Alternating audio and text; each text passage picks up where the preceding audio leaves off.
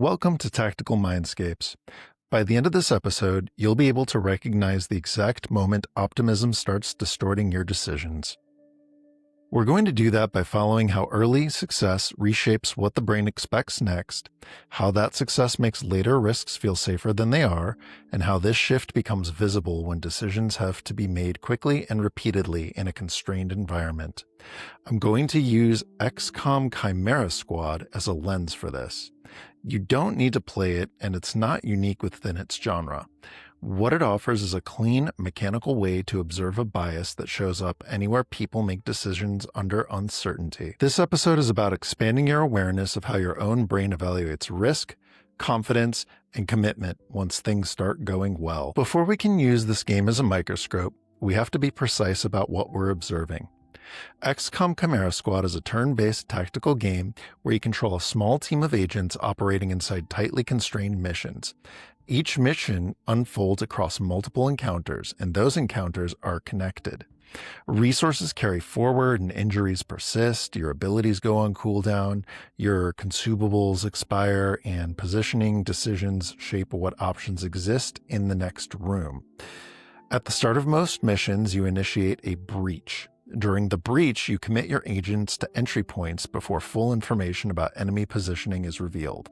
That commitment immediately shapes the order of turns, exposure to damage, and the likelihood of early success. Once the mission begins, turns are interleaved.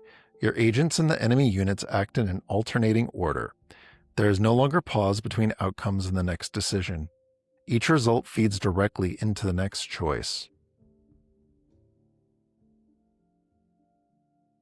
The important feature here is timing rather than difficulty. Decisions arrive quickly, feedback arrives immediately, and consequences accumulate rather than resetting. That makes this game a useful environment for observing how optimism alters judgment. When I say use a game as a microscope, I mean this in a literal cognitive sense. A constrained task environment lets us infer what mental operations must be active because the task forces them. In neuroanatomy terms, this is about mapping a workload onto an entire network and not just one central point. A quick glossary because I'm going to use these structures later. The prefrontal cortex is the front part of the brain that supports planning, rule use, and holding information in mind. It functions as the workspace for deliberate control rather than intuition. The basal ganglia are deep structures involved in action selection and reinforcement learning.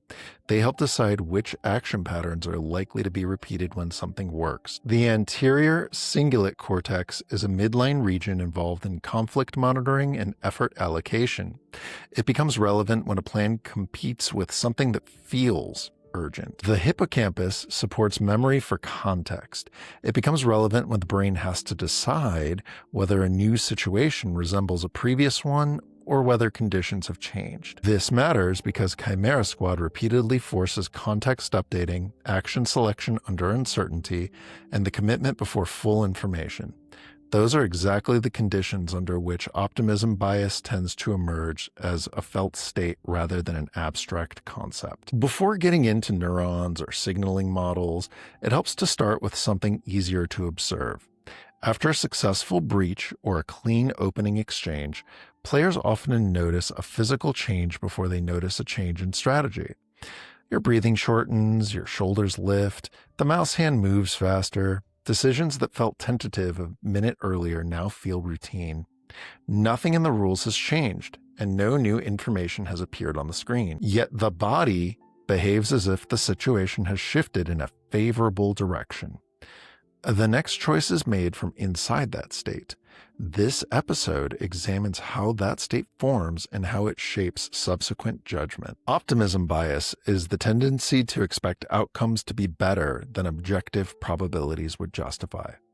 This is a normal feature of how human brains learn from experience rather than a personality flaw. When something goes better than expected, the brain registers what cognitive neuroscientists describe as a positive prediction error, a term used in reward learning research and discussed explicitly in a 2013 neuroimaging study by O'Sullivan and colleagues at University College London, published as The Neural Basis of Always Looking on the Bright Side, and I will place a link to that published article in the description below. That study used functional magnetic resonance imaging, or fMRI, a method that infers neural activity by measuring changes in blood flow across different regions of the brain while participants process information. Signals associated with positive prediction errors are commonly linked to activity in dopaminergic pathways, particularly those projecting from midbrain structures into regions involved in learning, evaluation, and decision-making. In this context, it functions as a teaching signal when outcomes exceed expectations.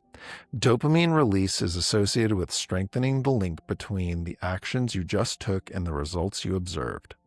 This learning process is efficient. It helps organisms repeat behaviors that lead to success. This success reinforces more than specific actions that worked. It reshapes expectations about what will work next.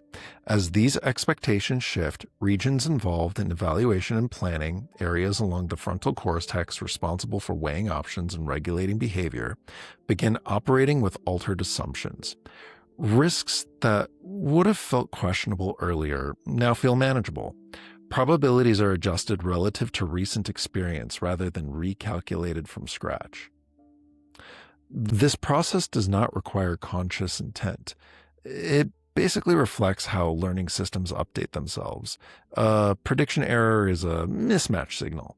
The brain maintains an internal estimate of what should happen next. And when the outcomes differ, a mismatch is computed. When the outcome is better than expected, that mismatch is labeled positive. Now, you don't need to remember the following terms, but in many reward learning models, the midbrain dopamine system supplies this mismatch signal. The two regions are often discussed in this context, the ventral tegmental area and the substantia nigra.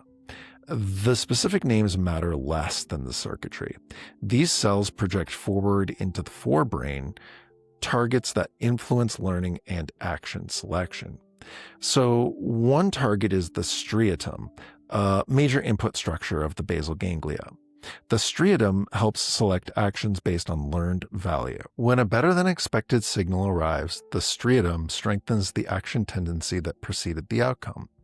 Another target is the ventromedial prefrontal cortex, which is often implicated in subjective value representation. This becomes relevant because perceived risk is partly a value judgment. The situation is being scored as more favorable.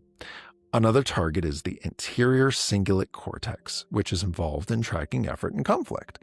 A strong early win, especially during the breach phase, reduces the perceived need to recruit control because the environment is interpreted as controllable. That is the mechanism you are feeling in your body after the breach. The brain's learning machinery is not simply recording the success, but it's also training itself on the fact that you've got all of these unresponded to actions that all had generally positive outcomes. Evidence from functional neuroimaging suggests that positive prediction errors tend to produce strong and relatively consistent signals in reward learning circuits. Negative prediction errors also contribute to learning.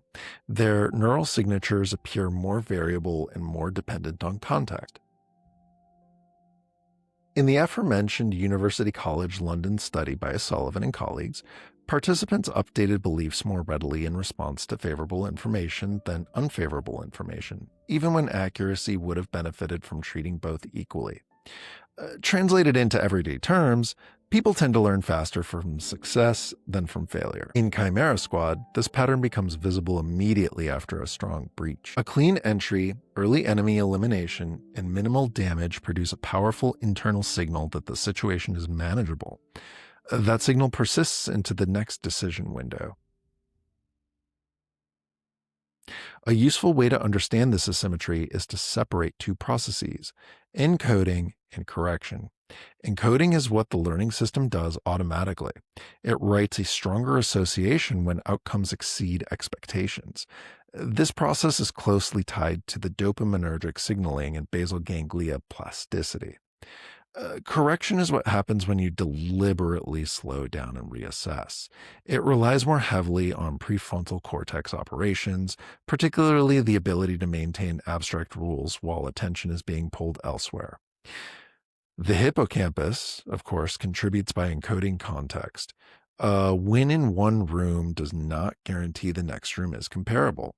When context separation fails, the brain treats success as portable across situations that are not actually equivalent.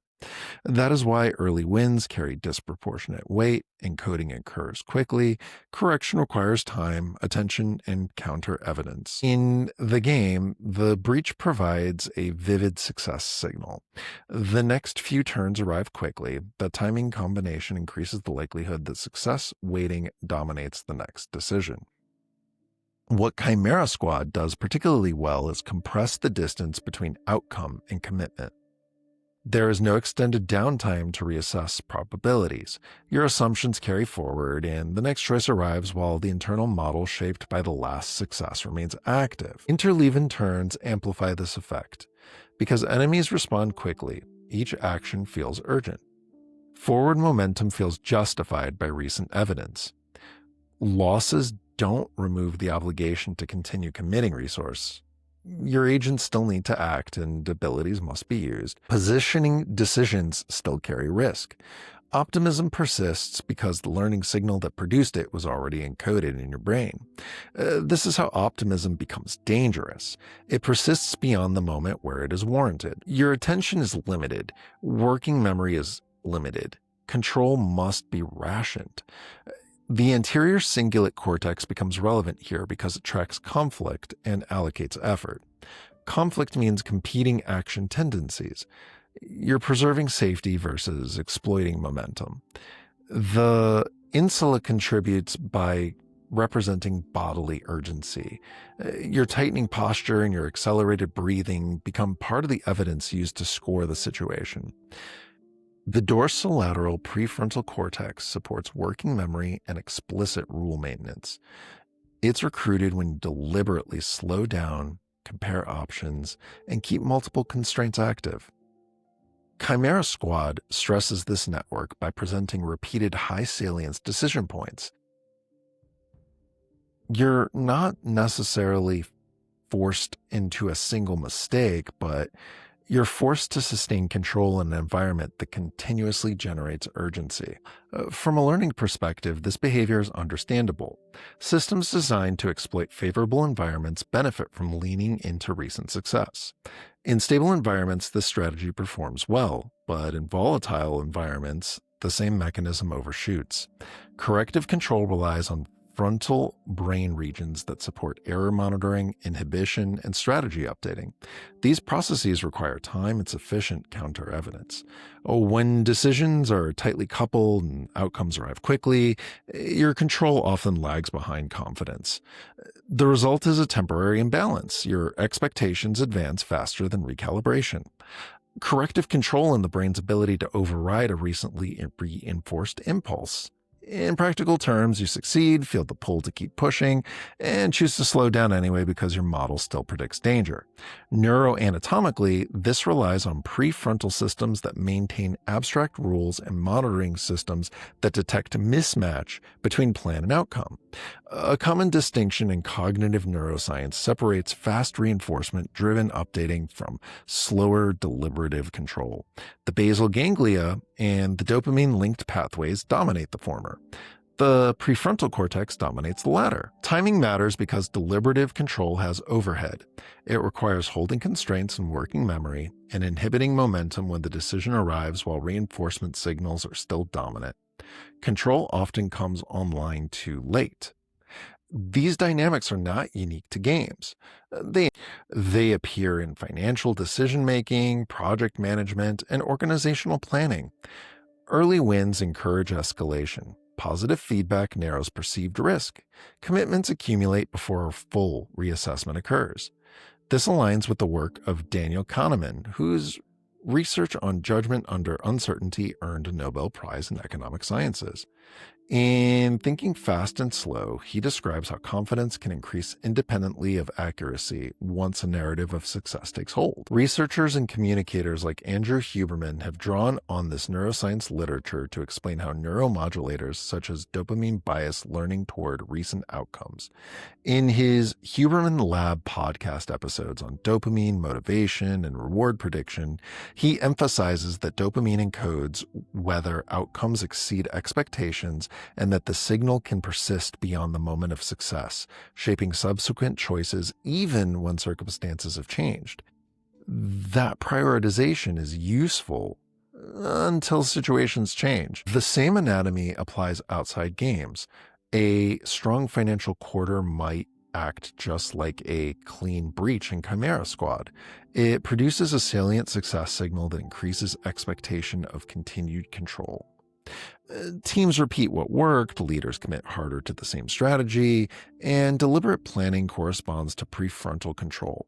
Context sensitivity corresponds to hippocampus encoding.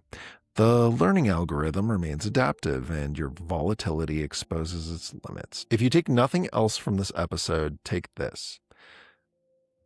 Optimism feels like clarity.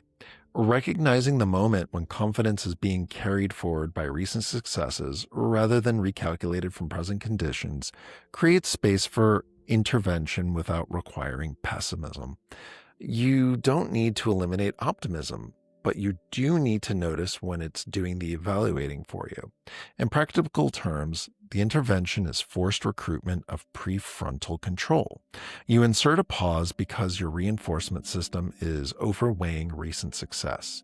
You deliberately reload constraints into working memory. The enemy action order, cooldown state, available cover, your agent's health, and opportunity costs. That act of reloading is the cognitive move. You are reintroducing variables that optimism tends to suppress. XCOM Chimera Squad gives you real information, real outcomes, and real constraints. It presents its probabilities very clearly. It reveals its mechanics very clearly. However, it also reveals how quickly success becomes expectation. Expectation becomes confidence, and confidence sustains commitment. Once that sequence becomes visible, it becomes interruptible, and that awareness extends far beyond any single game. What becomes interruptible is a learned update loop. The midbrain to striatum reinforcement strengthens the last successful policy. Value signals in ventromedial prefrontal cortex reduce the perceived cost of risk, and control systems in dorsolateral prefrontal cortex require deliberate early recruitment. Once you can see your cognitive bias happening, you can interrupt it, hopefully on the screen and off. And may you always hit your 95%. Thanks for listening.